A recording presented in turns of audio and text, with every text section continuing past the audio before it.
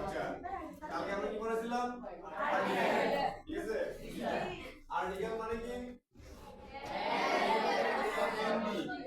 একটি letter and একটা word দি একটা ওয়ার্ড মনে আছে তো এই তিনটার যে ব্যবহার এই তিনটার ব্যবহার কি বলা হয়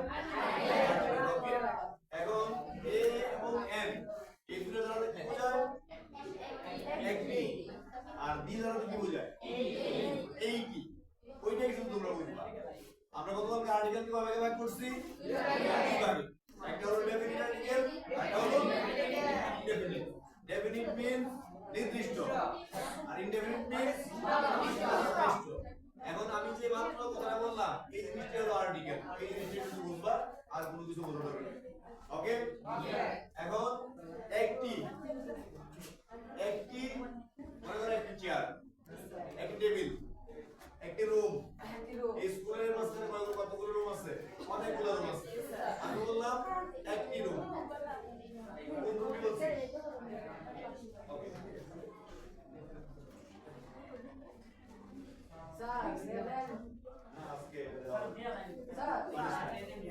ওকে তারপর আমি বললাম যে এই স্কুলের একটি রুম এই স্কুলের একটি রুম তোমরা বুঝছো কোন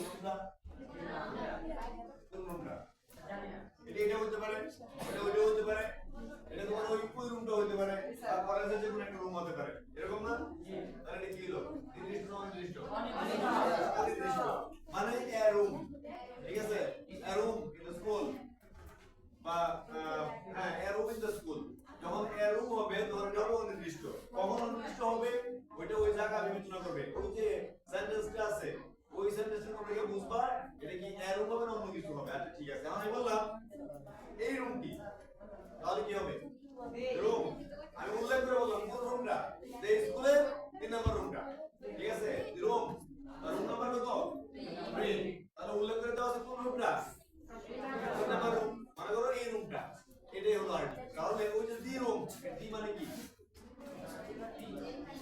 দি মানে নির্দিষ্ট করে বুঝিয়ে দেওয়া যে এই রুমটা বুঝা গেছে দি মানে নির্দিষ্ট করে বুঝিয়ে দিলাম যে এই রুমটাই উল্লেখ করে বুঝিয়ে দিলাম এই রুমটা আবার এই রুমটাই যখন স্কুলের মধ্যে আমি অনির্দিষ্ট ভাবে বলবো এ রুম অ্যান অ্যাপল আমরা বললাম অ্যান অ্যাপল ঠিক আছে একই জিনিসের পূর্বে এ ক্যান বসতে পারে আবার দিও বসতে পারে যে কোনো আর্টিকেল বসতে পারে এটা সেন্টেন্স বুঝাবে তোমার কোন জায়গায় কোনটা বসবে ওটা পরবর্তীতে বুঝাবো ঠিক আছে আগে বুঝে আমরা আর্টিকেল জিনিসটা আসলে কি যখন আমি বলবো অ্যান অ্যাপল কি বুঝা গেল একটি আপেল এই কোন আপেল না তুমি জানো ওটা আপেলের বীজ থেকে কোনো একটা আপেল হতে পারে বাদাম থেকে হতে পারে গাছ থেকে হতে পারে আমি নির্দিষ্ট কোনো আপেলের কথা বলি না অ্যান আপেল একটি আপেল আর যখন বলবো দি আপেল তখন কি হবে নির্দিষ্ট করে আমি আর মাঝখান থেকে এই আপেলটাই কইছি এটা ফসাই হোক আর ভালোই হোক দি আপেল তখন দি আপেল বলতে কি বলতেছে নির্দিষ্ট করে একটা আপেল এই আপেলটা কইছি আপেলের বীজ থেকে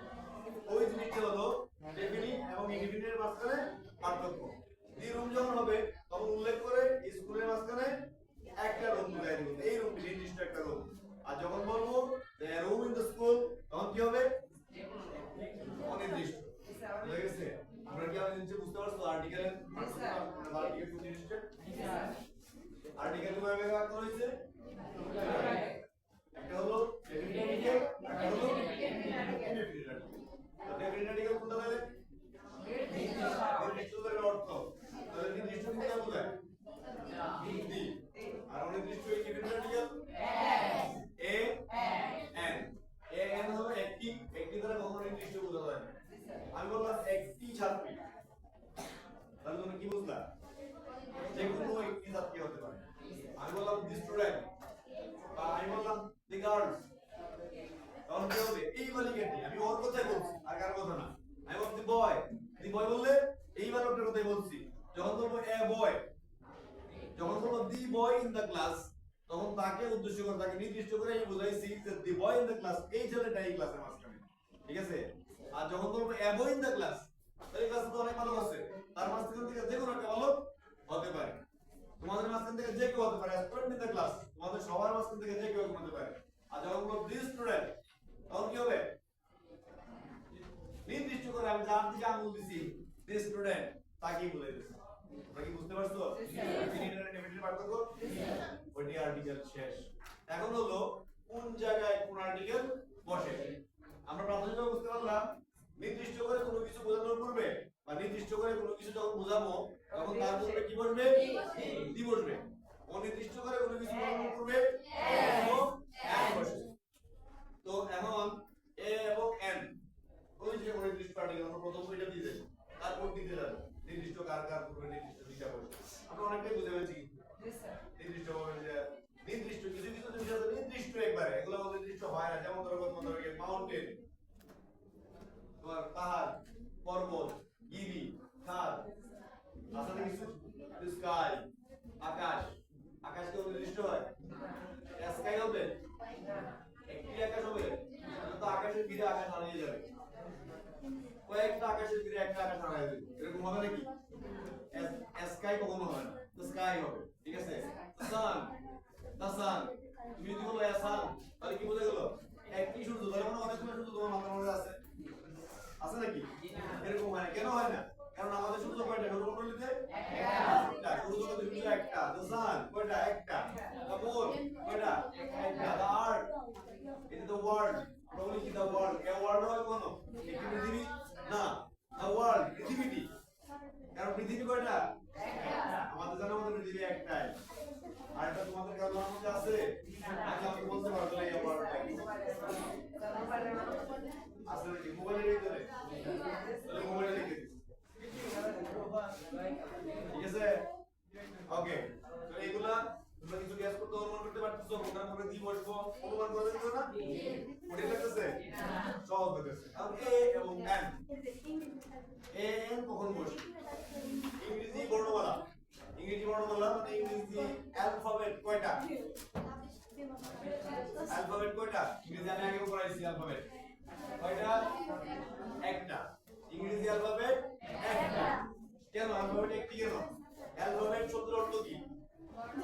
বর্ণমালা। আমরা বিভিন্ন ধরনের মালা গাঁথি না, ওই যে ছোট ছোট বিচি দিয়ে মালা গাঁথি না? আচ্ছা, মালা যে গাঁথি, ওই মালার মাঝখানে তোমার বিচি থেকে কয়টা?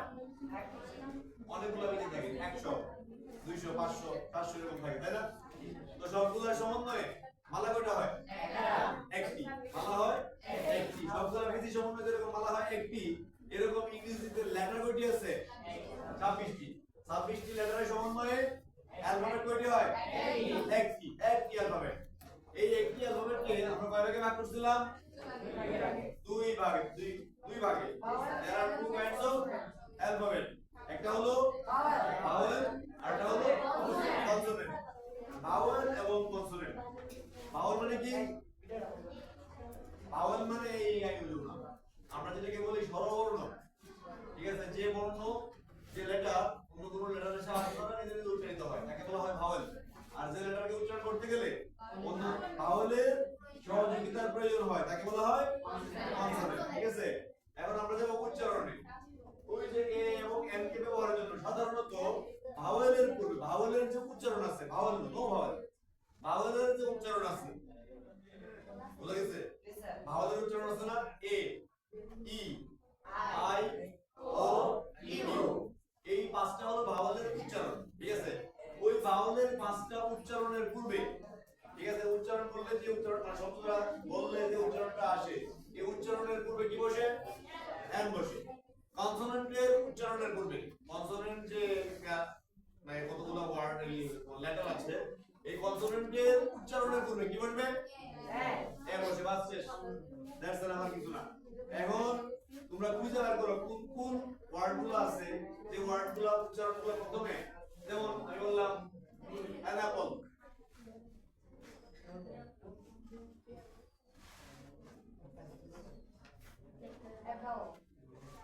অ্যাপল মানে হচ্ছে এটা অল ক্লিয়ার না? মাঝখানে তো এ বি এন দিছে। তো অ্যাপল, অ্যাপলের আগে উচ্চারণটা কি আছে? এ। তাহলে কি হবে সামনে? An Apple. বুঝা গেছে? তারপর দিলাম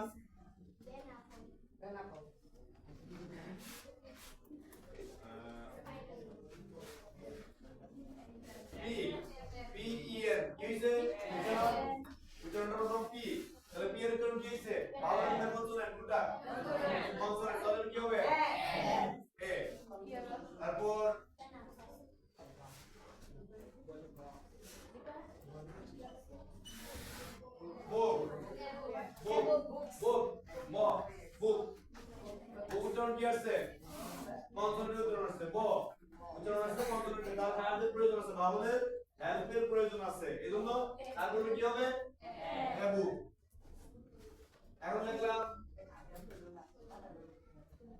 ম্যান কি হবে এম এম এম আচ্ছা লিখলাম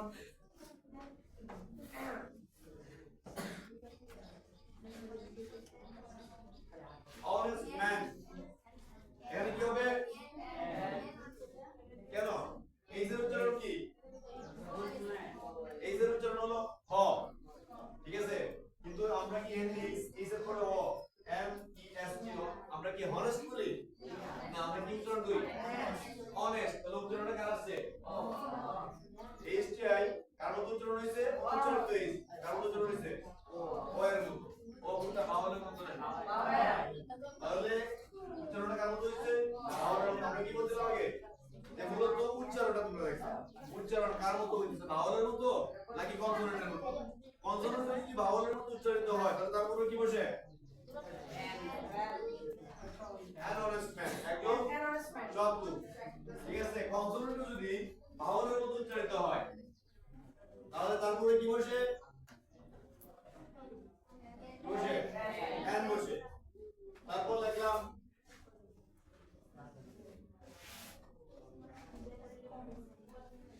ওয়ান ম্যান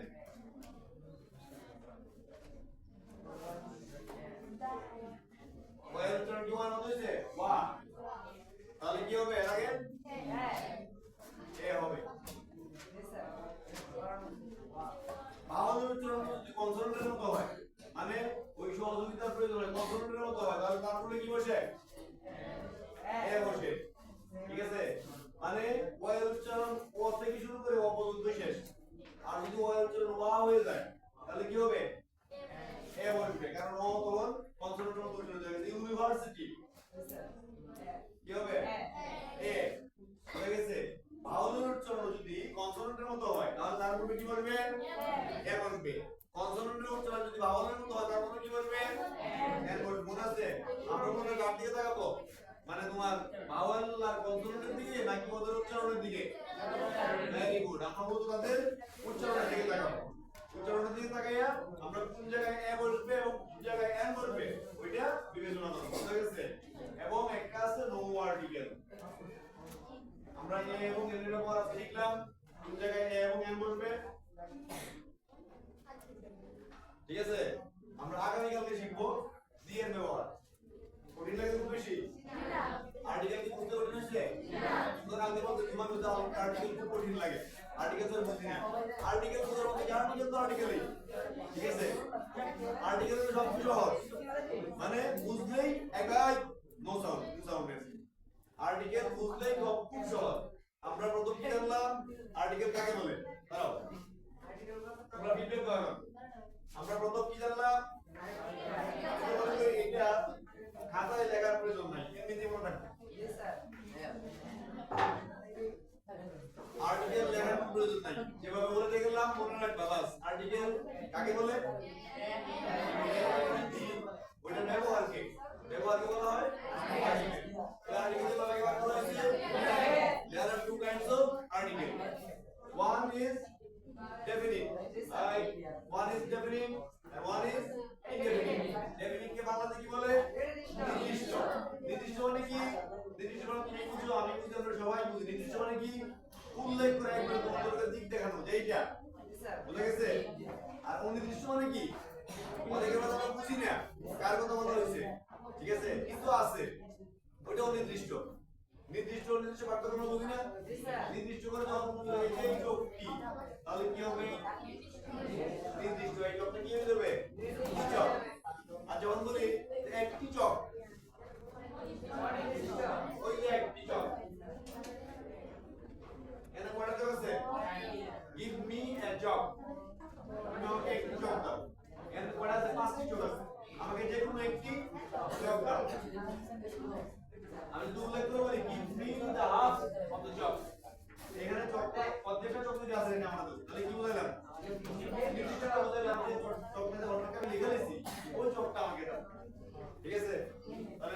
হচ্ছে পার্থক্য আমরা বুঝছি আর্টিকেল ক্লিয়ার ডেফিনিট ক্লিয়ার তারপরে বোঝা গেছে আমরা যে এ এবং এন ইনডিফিনিট আর্টিকেল কোন জায়গায় বসে ডেফিনিট আর্টিকেল আমরা পরে আলোচনা করতেছি ইনডিফিনিট আর্টিকেল কোন জায়গায় বসে আমরা জানি ইংরেজি অ্যালফাবেট কে কয় ভাগে ভাগ করা হয়েছে দুই ভাগে ভাগ করা হয়েছে একটা নাম হলো ভাওয়েল আর একটা নাম কনসোনেন্ট ভেরি গুড একটা নাম ভাওয়েল একটা নাম কনসোনেন্ট এখন ভাওয়েলের কিছু কিছু উচ্চারণ আছে ভাওয়েল কিন্তু তোমার ভাওয়েল কোন বর্ণগুলোকে ভাগ বলে এই বর্ণগুলো উচ্চারণ করতে কারো সাহায্যে প্রয়োজন হয় না মানে বাংলা বলা হয় স্বরবর্ণ ঠিক আছে আর কনসোনেন্ট হলো সেই লেটারগুলোকে উচ্চারণ করতে গেলে ভাওয়েলের সাহায্যের বা সহযোগিতার প্রয়োজন হয় তাকে বলা হয় কনসোনেন্ট তো এই কনসোনেন্টের উচ্চারণ যেরকম হয় এরকম যদি আসে সামনে যাই থাক ঠিক আছে